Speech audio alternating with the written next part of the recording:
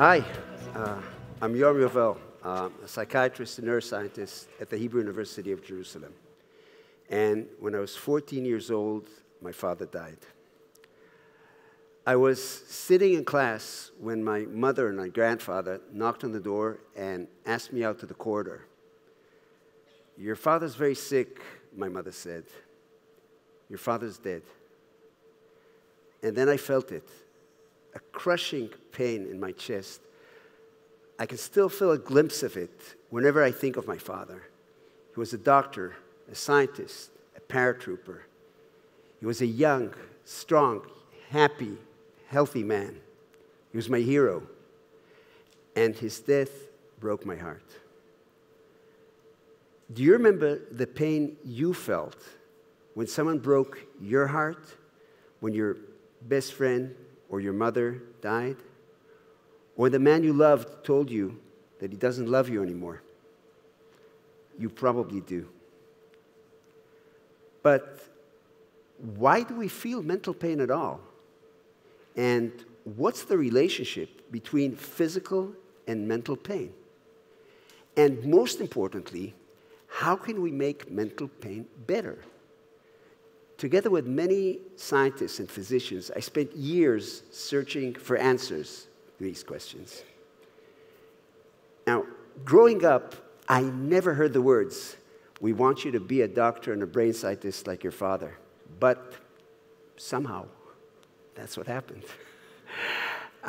12 years after my father died, I was a graduate student at Dr. Eric Kandel's lab at Columbia University. Eric, who won the Nobel Prize for his work on the molecular basis of memory, was the ultimate mentor, passionate, energetic, and inspiring. Under his guidance, I studied receptor.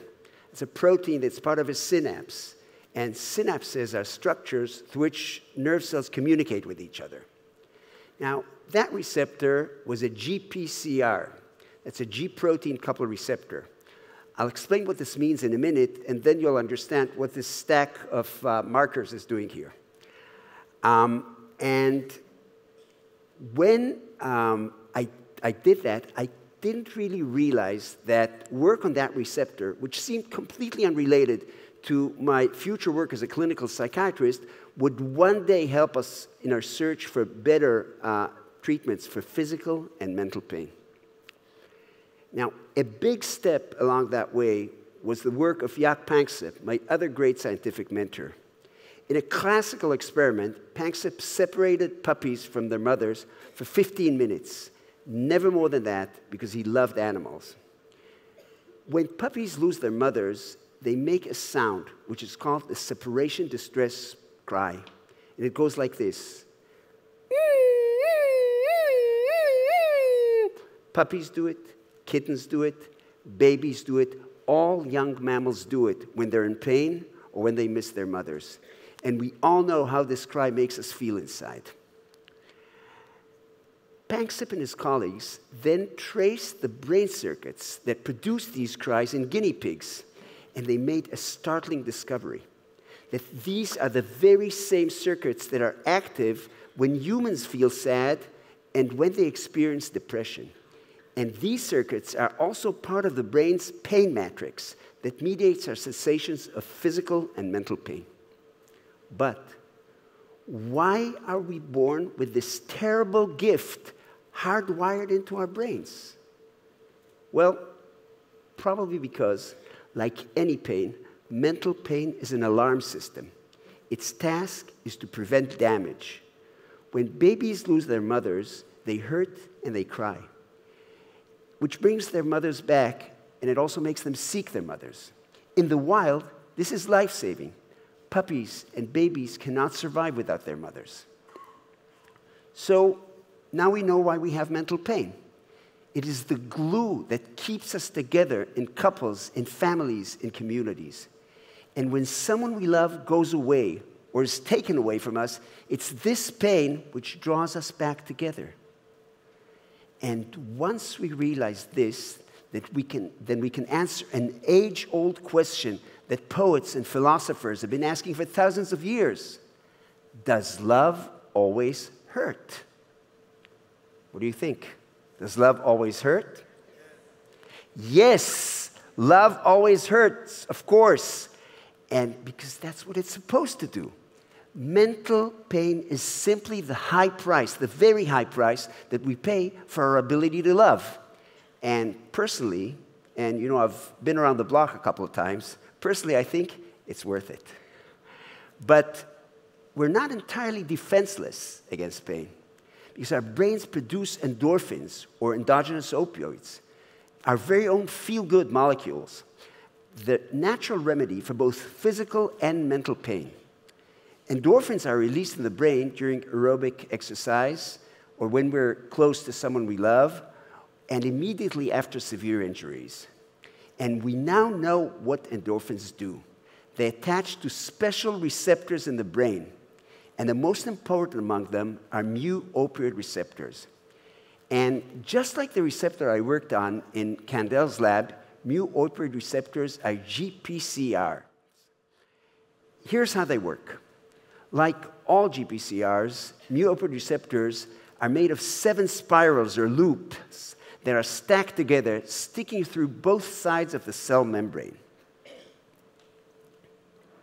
Like this, okay? And when endorphins attach to mu-opioid receptors from the outside, they cause them to change their shape, like this, okay? And this triggers a series of events inside the neurons which eventually ease the pain. Now, forget the molecules for a second. When you hug someone you love who's suffering from severe physical or mental pain, you actually cause her brain to release endorphins. They attach to mu-opioid receptors in her synapses and turn them on, and they soothe her pain. And yet, sometimes, mental pain gets so intense that no amount of love can soothe it. But medicine has powerful drugs that can ease any physical pain. These are the narcotics, or opioids, like morphine. Narcotics work mainly by activating mu-opioid receptors. But if so, can narcotics also treat the pain of separation? It was Jaak Panksepp who found the answer. Panksepp gave his puppies in a separation experiment tiny, tiny doses of morphine, lower than the lowest doses that are used to treat physical pain. And his puppies immediately stopped crying and started playing with each other as if they no longer missed their mothers. Let's go to humans now. When mental pain in humans becomes too intense to bear, some people, will do anything to stop it, even try to kill themselves. Indeed, and I'm saying this as a clinical psychiatrist, unbearable mental pain is a huge risk factor for suicide. But if narcotics treat physical pain, and if they can soothe the mental pain of separation, can they also help suicidal people become less suicidal? A few years ago, together with Panksepp and other colleagues, my research team conducted a clinical trial. We gave people who were severely suicidal very low doses of a narcotic drug, buprenorphine, called buprenorphine, for 4 weeks. We discovered that tiny, tiny doses of buprenorphine, which are too low to treat physical pain, help many of them become less suicidal.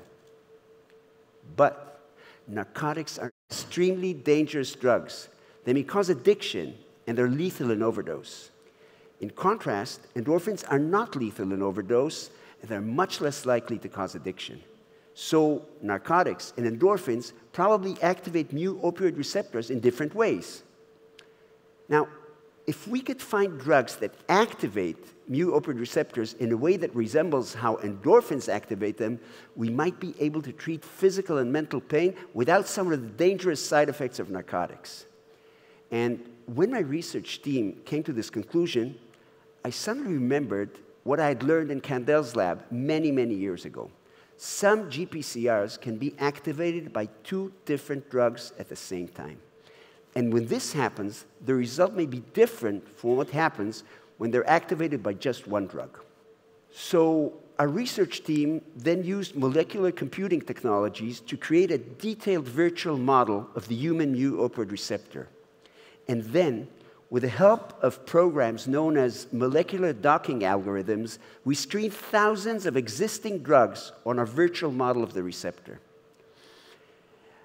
Eventually, we found a way to teach an old dog, that's the human mu-opioid receptor, some new tricks. We found two drugs that are not narcotics, and they work together in very, very small doses to activate the human mu-opioid receptor. I'm not telling you their names because we still have to run many tests and clinical trials before we can be certain that their combination does exactly what we think it does. But both of these drugs have been around for many, many years, and they've been used by millions of people, so we know that they're safe for humans. Here's our bottom line. Let's summarize what we've seen. First and foremost, mental pain is real. It's hardwired into our brains. And mental pain is an essential part of mourning and depression and sadness. And when it gets severe enough, it can actually make people suicidal. Endorphins are our brain's natural remedy for physical and mental pain. And they work mainly, not exclusively, but mainly by activating mu-opioid receptors.